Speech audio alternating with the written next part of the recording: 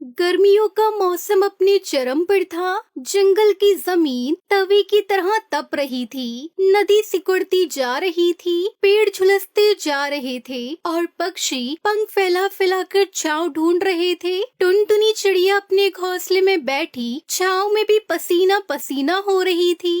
उफ, ये गर्मी तो जान ही ले लेगी। सूरज तो जैसे सर पर बैठा है, बच्चों के पर जल रहे हैं, पीने को पानी नहीं है, कहीं ठंडी हवा नहीं है।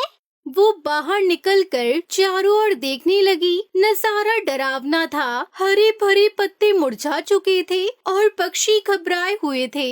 कितनी तकलीफ में है सब, और मैं भी तो रोज घोंसले में बैठकर बस शिकायत करती रहती हूँ। नहीं, अब बहुत हुआ, कुछ करना होगा। अगर गर्मी ने हम सबका जीना मुश्किल कर रखा है तो क्या हम बस रोते रहेंगे? नहीं, मैं कुछ बनाऊंगी, कुछ ऐसा जो सबके काम आए, कुछ ऐसा जो ठंडक दे। टुनटुनी जंगल की सबसे समझदार और मेहनती चिड़िया थी। वो बचपन से चीजें जोड़ जोड़ कर नई चीजें बनाना जानती थी। उसने अपने घोंसले से बाहर निकलकर एक घास की झाड़ी के पास उड़ान भरी और अपने छोटे छोटे पंजों से हरी हरी मुलायम घास की डंडियां बटोरने लगी। ये घास, ये ठंडी रहती है। अगर मैं इसे गोल ढांचे में बना दूं, बीच में थोड़ा पानी डाल दूं और उसमें हवा चलाऊं, हाँ ये काम कर सकता है। वो दिन भर मेहनत करती रही। अपनी नुकीली चोंच से अपनी घास की डंडियां बुनी, उन्हें पत्तों की रस्सियों से बांधा, बीच में एक नारियल का खोल रख दिया जिसमें पानी डाला जा सके। बस थोड़ी और मेहनत, ये कोई आम चीज नहीं है। ये जंगल का पहला टुनटुनी घास कूलर। शाम तक उसका पहला कूलर तैयार था। गोल सुंदर, उसमें से ठंडी महक आ रही थी। उसने खुद उसे अपने घोंसले में टांग कर हवा चलाई। कुछ ही देर में घोंसले का तापमान कम हो गया। ये रहा मेरा जवाब गर्मी को। अब मैं अकेले क्यों ठंडी रहूं? सबको इसका फायदा मिलेगा। अगली सुबह टुनटुनी ने अपने कूलर को पत्तों की टोकरियों में सजाया और जंगल के बीचों बीच एक पेड़ की डाल पर छोटा सा स्टॉल लगाया। उसने रंग बिरंगे फूलों से सजावट की और एक पत्ते पर हाथ से लिखा, टुनटुनी घास कूलर, गर्मी से राहत पाए। पास से गुजरता तोता रुका। वो पंख फड़फड़ाते हुए बोला, अरे टुनटुनी, ये क्या बनाया है? किसी झाड़ी को घोंसले में घुसा दिया क्या? नहीं तोते भैया, ये है मेरा नया आविष्कार, घास का कूलर। इसे घोंसले में लटकाओ, बीच में पानी भरो और फिर देखो, हवा ऐसे ठंडी चलेगी जैसे पहाड़ों से आ रही हो। सच में? तू तो बड़ी होशियार निकली। कितना लेगी इस अजूबे के लिए? बस 2 फल, और मैं खुद लगा कर भी दूंगी। इंस्टॉलेशन फ्री है। हा, अब तू इंसान बन गई क्या? खैर, 2 फलों में अगर गर्मी गायब हो जाए तो सौदा बुरा नहीं। एक दे दे मुझे। टुनटुनी ने बड़े प्यार से तोते के घोंसले में कूलर लगाया। थोड़ी देर में ठंडी हवा बहने लगी। अरे वाह, ये तो सचमुच काम कर रहा है। वाह टुनटुनी बहन, तू तो कमाल कर गई। मैंने कहा था ना, गर्मी से डरना नहीं, लड़ना है। देखते ही देखते जंगल में टुनटुनी के कूलर की खबर पूरी तरह फैल गई। मैना, बुलबुल, मोर, कबूतर, कबूतरी और खरगोश भी उसकी स्टॉल पर आने लगे। एक कूलर देना बहन, मेरे बच्चे घोंसले में छटपटा रहे हैं। मैं 2 लूंगी, एक अपने लिए, एक माँ के लिए। तेरा आइडिया तो बड़ा शानदार है बहन, तू तो जंगल की वैज्ञानिक बन गई। टुनटुनी का घोंसला अब छोटे से कारखाने में बदल चुका था। वो दिन भर कूलर बनाती, बेचती और पक्षियों को राहत देती। अब जंगल में टुनटुनी की चर्चा चारों ओर थी। लेकिन जहाँ सफलता होती है, वहाँ जलन भी जन्म लेती है। जहाँ जंगल के पक्षी टुनटुनी की मेहनत और सेवा से खुश थे, वहीं एक पेड़ की ऊंची डाल पर बैठा कोई और जल रहा था, कालू कौवा। ये छोटी सी टुनटुनी अब पूरे जंगल की हीरो बन गई है। सब इसे ही पूज रहे हैं और मैं कालू कौवा, जो कभी सबसे तेज और समझदार माना जाता था, कोई मुझे पूछ भी नहीं रहा। वो टुनटुनी के स्टॉल के पास गया। अरे टुनटुनी बहन, सुना है तूने कोई नया तमाशा शुरू किया है? क्या है ये घास वाला तमाशा? तमाशा नहीं कालू भैया, समाधान है। ये कूलर है, जंगल की गर्मी से राहत दिलाने वाला समाधान। समाधान? तू क्या कोई इंजीनियर है? और ये घास, इससे क्या होगा? बस नाम चमकाने का तरीका है। मैं नाम के लिए नहीं, काम के लिए कर रही हूँ। और जो पसीने में तरबतर है, उन्हें पूछूं कि घास क्या कर रही है। उन्हें राहत मिल रही है, यही काफी है। तो देना मुझे भी एक कूलर मुफ्त में, फिर मैं सबको बताऊंगा कि कितना अच्छा है। माफ करना कालू भैया, लेकिन मुफ्त में नहीं, वो मेरी मेहनत है। अगर आप चाहो तो 2 फल दीजिए और एकदम ताज़ा कूलर पाइए।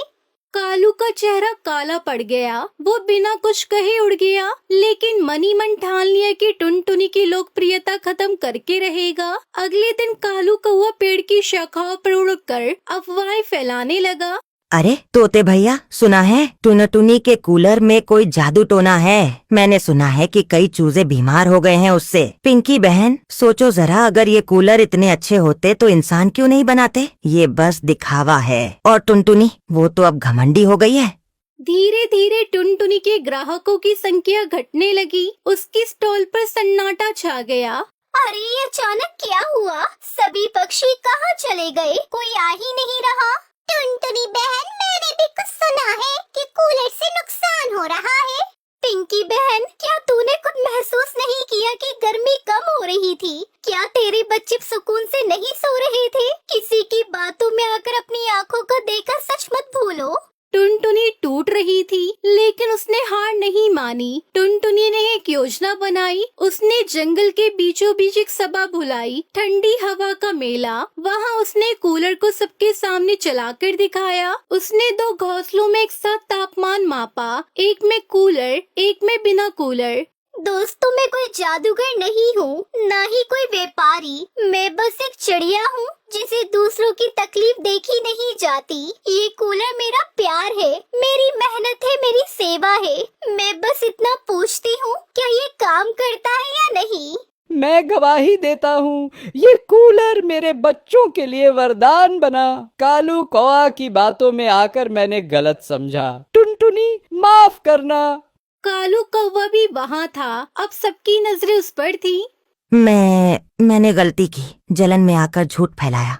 गलती सभी से होती है कालू भैया, लेकिन सच्चाई की हवा सबसे ठंडी होती है।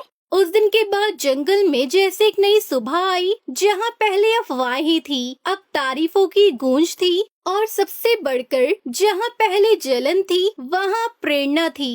टुनटुनी बहन, तूने न सिर्फ गर्मी को हराया, बल्कि हमें सिखाया कि सच्चाई और सेवा सबसे बड़ी ताकत होती है। तू तो जंगल की उद्योगपति चिड़िया बन गई है। अब कोई बच्चा, कोई पक्षी गर्मी से परेशान नहीं रहेगा।